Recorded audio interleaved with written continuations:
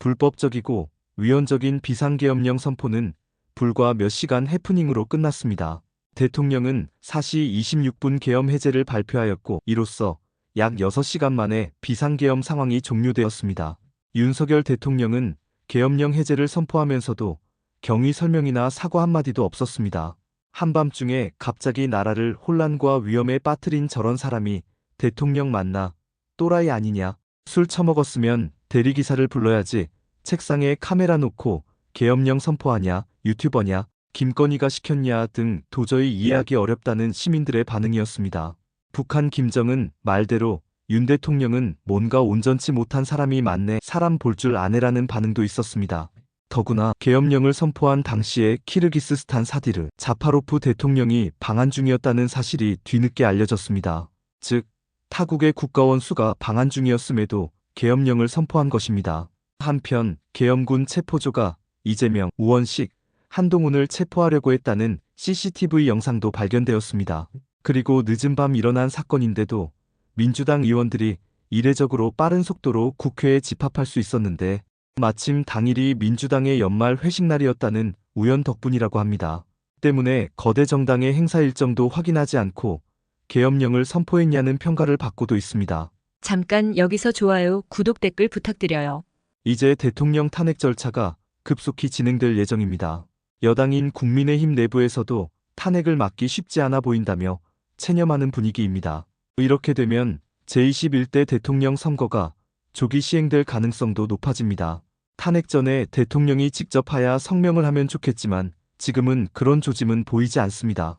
아직도 국민의힘 내부에는 대통령을 지지하는 소위 친윤계 의원들이 있기 때문입니다. 이날 국회의 비상계엄 해제 요구 결의안은 재석 190명, 찬성 190명으로 만장일치 가결됐는데 국민의힘 소속 친한동훈계 의원 18명과 야당 의원 172명이 참여했었습니다. 국민의힘 분위기가 문제입니다. 일단 비상계엄 선포와 국회 대응 과정에서 추경호 국민의힘 원내대표가 계엄 해제를 막으려 한 사실이 드러났습니다. 추경호 원내대표는 국민의힘 의원들을 처음에는 국회로 소집했다가 바로 당사로 소집 장소를 변경하였습니다. 이로 인해 경찰이 통제를 굳힌 이후에는 국회 안에는 민주당 170여 명, 친한계 18명이 있었고 국민의힘 당사에는 친윤계 50여 명이 있었습니다. 이것도 모자라서 추경호 원내대표는 우원식 의장에게 전화를 걸어 국회에 들어가는 데 시간이 필요하니 기다려달라고 하였습니다. 물론 우원식은 잠시 기다리다가 계엄 해제를 상정하고 의결했습니다. 아무래도 당사에 모인 다음에 경찰 통제로 인해 계엄 반대를 하지 못했다고 하려 했던 모양입니다.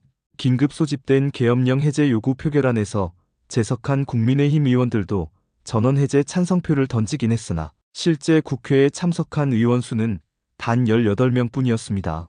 당시 한동훈 대표는 본회의장에 모일 것을 전달했으나 친윤파인 추경호 의원이 당청사에 모이라고 전달했고 이에 따라 당청사에 약 50여 명의 국민의힘 의원이 집결했다고 알려져 있습니다.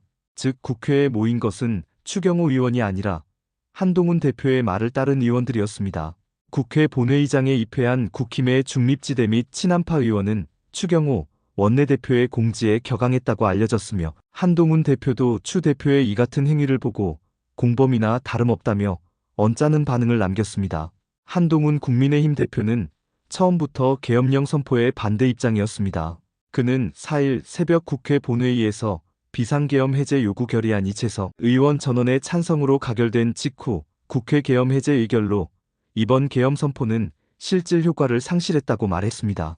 한 대표는 이날 본회의 직후 기자들과 만나 집권 여당으로 이런 사태가 발생한 데 대해 유감스럽게 생각한다며 지금 이 계엄령의 근거에 군경이 공권력을 행사하는 것은 위법한 것이라고 말했습니다.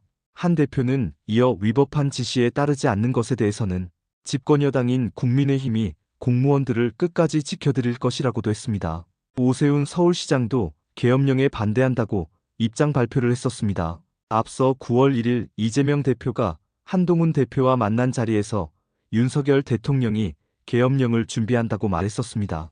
김민석 의원 등도 해당 주장에 동조하기도 했습니다. 또한 이번 계엄령을 건의한 장본인인 김용현이 9월 초에 국방부 장관에 임명된 때부터 김용현이 속한 충암고 라인의 호전적인 성향을 지적하며 그가 계엄령을 윤 대통령에게 건의할 가능성이 있다는 소문도 돌았습니다. 그러나 당시 여권 측에서는 실현되기 힘든 일이라며 비판했고 김용현 또한 불가능한 일이라며 부정하였습니다. 한동훈 대표도 만약에 진짜 계엄령을 준비한다면 우리도 막을 것이지만 사실이 아니라면 국기를 문란하게 만드는 것이라며 비판했었습니다.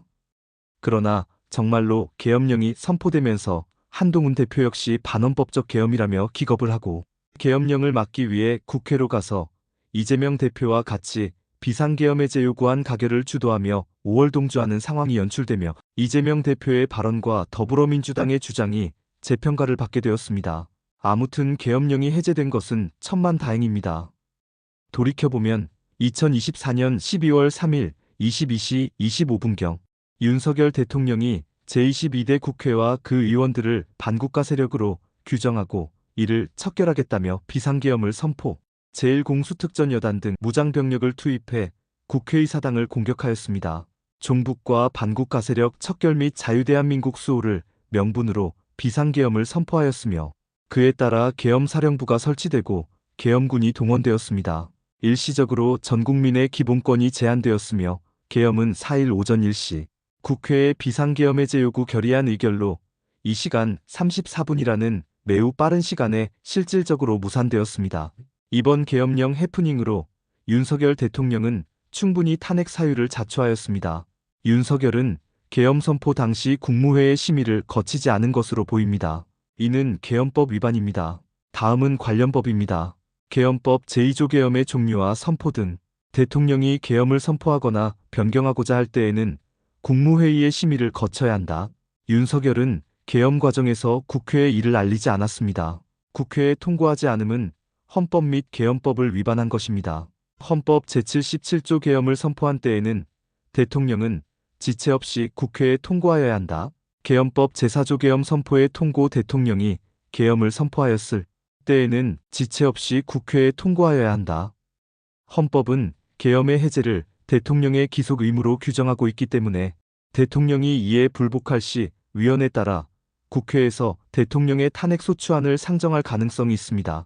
윤석열에게 내란죄가 성립될 수 있다는 법조계의 의견도 있습니다. 내란죄가 성립이 될 경우 주로 반국가 단체가 하는 내란죄를 정작 대통령이 하고 있는 모순을 보여주는 것이며 따라서 이는 대통령이 반국가적인 존재임을 법적으로 증명하는 것이라고 할 수 있습니다. 국회 소집 방해가 법적으로 어떤 의미를 지니게 되는지 판단이 필요합니다. 법학자들은 계엄군에게는 사법권과 행정권만 주어지며 입법권의 방해는 삼권 분립의 침해에 해당하므로 반헌법적이라는 의견을 냈습니다.